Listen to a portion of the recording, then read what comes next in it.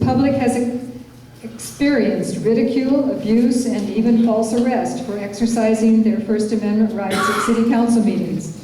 What would you do to change this abusive culture?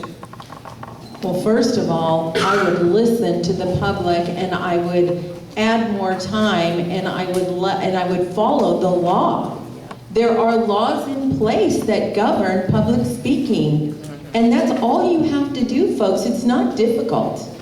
I would just follow the law, and I would be courteous to give people 13 extra seconds. Hello? To give them even an extra 30 seconds. But no, they don't want to hear the truth. They don't want to hear anything that is not going with their agenda. And they don't want anybody out there in TV land to be watching the people challenge their issues. Nancy. We do need to be mindful and respectful of those at the podium.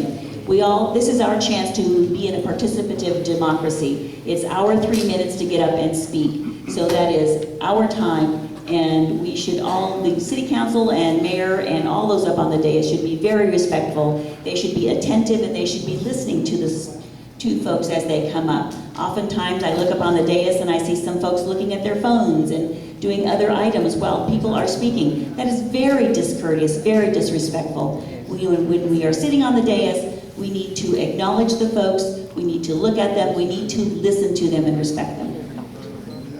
Rusty. Could you repeat the question? I want to answer this fully and completely because I'm obviously was in the chair when one of these situations happened. The public has experienced ridicule, abuse, and even false arrest for exercising their First Amendment rights at City Council meetings. What would you do to change this abusive culture? Well, I would disagree with that and say that they weren't arrested for First Amendment rights. And that's the truth. And the lawsuit Except the lawsuit on First Amendment grounds. So, I'm not a lawyer, but No. I can tell you that's not why they were arrested. They were arrested for, actually they asked to be arrested. The first individual, Karen Wright,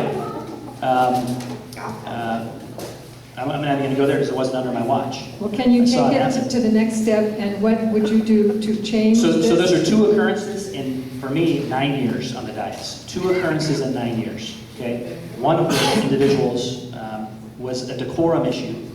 It had nothing to do with clapping, and she asked to be arrested, and the police officers escorted her outside, okay? That's not the standard, right? The standard is listening, and I think that we do a pretty good job of that. Can we do better? We can always do better. Do we have a system now in place? Yes, we have a system in place that goes 3 minutes with a light and it starts beeping. Before, I would have to cut people off, and the mayor before had to cut people off, and people tend to not like that very much. And so the system has changed, it's much better. I don't think we have that kind of problem anymore.